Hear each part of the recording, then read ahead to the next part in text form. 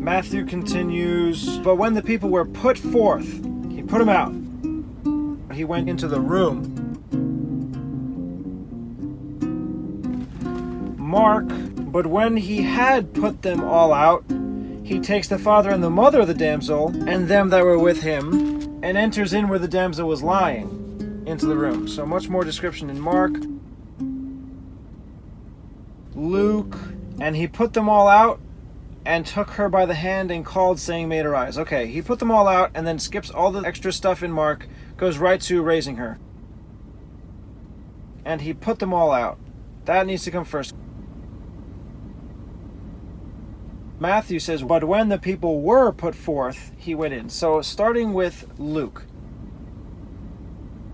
And he put them all out. Now I'm just going to stop there. A whole bunch of stuff is skipped in Luke, just goes right to, and he took her by the hand. When the people were put forth. I don't know if I could put that here. If I could say they instead of, again, the people, that would be best. Mark, but when he had put them all out. So instead of and at first, I'm going to replace that with Matthew and Mark, but, because this is contrary to what they're saying, but he put them all out.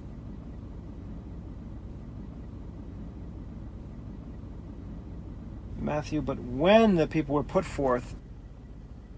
Mark, but when he had put them all out. So now I can go with and from Luke. Yeah, that's what I'll do. And even though it's at the beginning of this verse, I'll put it after because I'm going to continue with how it's written in Matthew and Mark. When the people. Look at that, there is a them. And when he put them all out. Wait a minute, hold up. Matthew says, but when the people were put forth. Mark says, but when he had put them all out. Luke says, he put them all out. Okay, so Mark and Luke both say them. So I think it can start like this, but he put them all out. And then I can follow, and when the people were put forth. Or maybe I could switch the other way, but he put the people all out.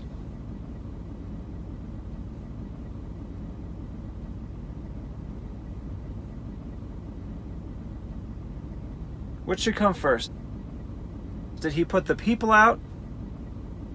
And when he put them out? Or, but he put them out? And when the people were put forth. I think them is better. But he put them all out. And when, yeah. So this when is in Matthew and Mark. So when he put them all out. So them all out. He put them all out. He had put. Okay, so he put. That is Mark and Luke. Now I'm going to put and when. Now from Matthew, but when the people. So yeah, when is both. The people is just Matthew. The people were put forth.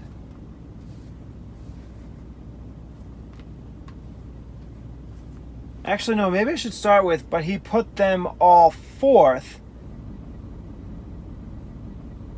And when the people were out, he went into the room. The only reason I would do that is because I don't think it would sound quite right to say, but when he put them all out and when the people were forth. I want to use a different word. So when the people were out, that makes perfect sense. When the people were forth, I don't think that works. But it would sort of work when he's saying he put them all forth. Because that is what it says in Matthew. But when the people were put forth. So he put them all forth. I'll say that. It doesn't quite sound right, but that is what it says in Matthew, so it should work. But he put them all forth. And when the people were out. Now I'm going to save all. When the people were all out. So now it's just, he put them forth. And when the people were all out is actually Mark and Luke.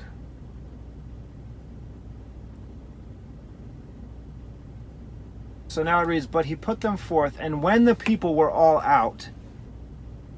Yeah, I think that's the best way to have it written. That way it clearly says, he denied what they're saying, pushed them away, and now that they're all gone, then something else happens. In Matthew it continues, he went in and took her by the hand. So he went in. Mark, he takes the father and the mother of the damsel and they that were with him, and enters in where the damsel was lying. So way more description there. And I think from Luke it's just nothing. And took her by the hand. Okay, so pretty much just Mark is what comes after this. He takes the father. Yeah, so this is Mark only. He takes the father and the mother of the damsel and them that were with him, Peter, James, and John, even though it's not explained again here, we know what he's talking about, and enters in where the damsel was lying. Oh wait, I have to combine that with Matthew. He went in. He takes the father and the mother and the damsel and them that were with him and enters in. Or should I say, and went in? Enters or went? He's already into the house.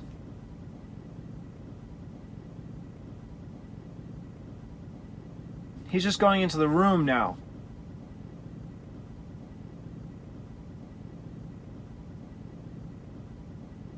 What was used earlier? When he was come in and saw the minstrels. When Jesus came to the house. I haven't used went or entered for a long time. I can't use both.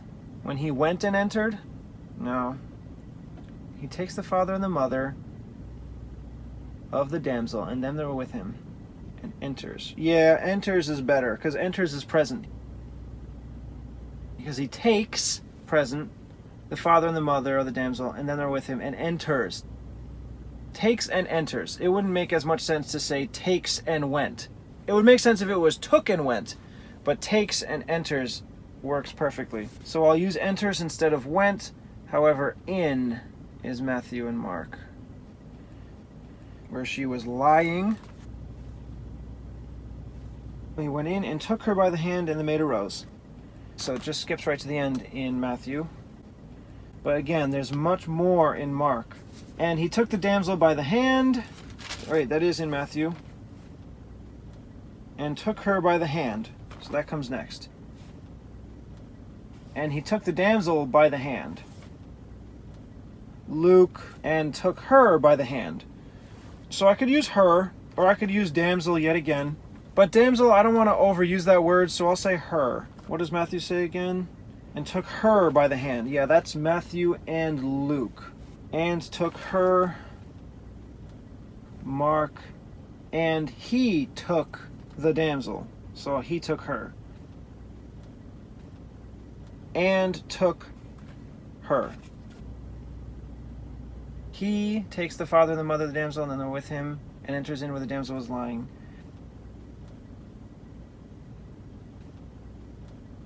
And he took her. And took her by the hand. Luke, and took her by the hand. I don't think I need another he. He takes the father and the mother No, I will put that. So, and is from all three. He is only in Mark. Took is all three. Her is Matthew, Luke. Luke continues by the hand. Mark by the hand. Matthew by the hand. So all three is by the hand. By the hand. And the maid arose. I know there's a whole lot more in Mark, so let's take a look at Luke first. And called, saying, maid, arise. So it does say he said something, and called, saying, maid, arise. Mark has even more, though, and said to her, Talitha cumi, which is being interpreted, damsel, I say to you, arise. So, and called, saying, or, and said. Maybe I could put and called to her instead of just and said to her. Yeah, I'll do that. And called and said. Matthew just has and the maid arose. So I'll save that for the end.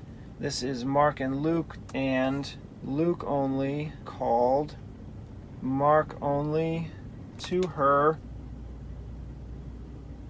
In Luke it just says maid arise. Mark has damsel, I say to you, arise. So I'll use damsel instead of maid. Or maybe I should have the interpretation be maid. That way, at least one time, the word maid is there. It is in Matthew and Luke.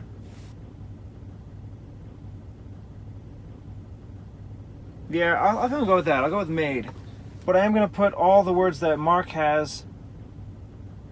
Talitha cumi, which is being interpreted, and then from Mark and Luke, maid. I say to you, arise. Although the word maid is only from Luke. So this is Jesus' words from in only Mark. Talitha cumi.